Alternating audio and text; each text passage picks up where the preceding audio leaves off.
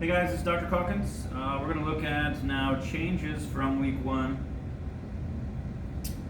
In this situation we have two types. We have a physical change. Physical changes are reversible. So in many situations you can think melt versus freeze. You might think vaporize versus condensing. A new one that's in this chapter that some aren't aware of is sublime versus depositing. But again, those are things that are reversible. Things that can go backwards. If you can melt a popsicle, you can refreeze it. If dew vaporizes when the sun comes up, when the sun goes down, it can recondense back onto the flowers. Sublime is tough. You might think of some things that can sublime. A good example is iodine. We'll see that in lab.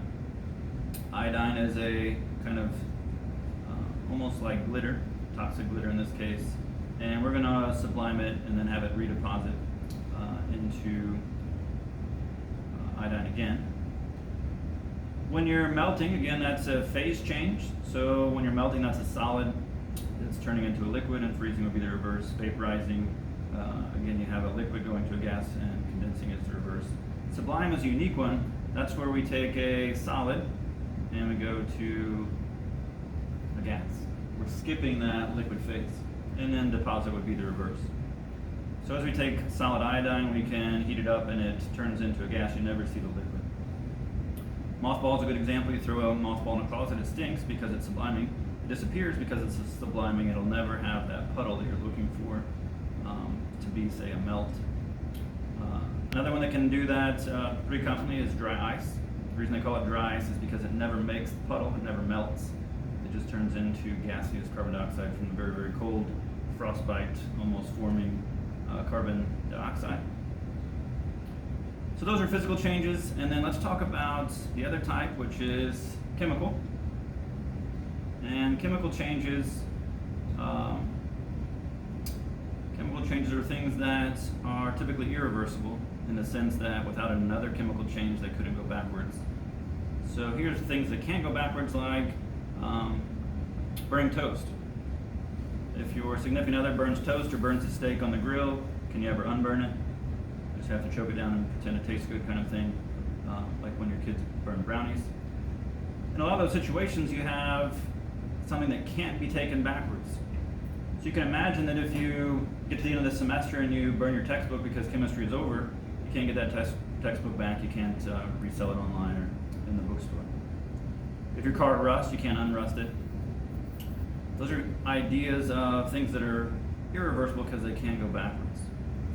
Even when you look at fruit, they can go from, say, a banana can go from a green to a yellow to a black, but you're never going to get that banana back. Because those sugars, those starches change, they change forever.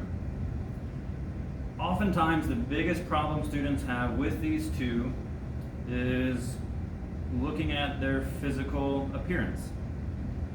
If something changes from red to blue, it's probably different. So it's probably a chemical change.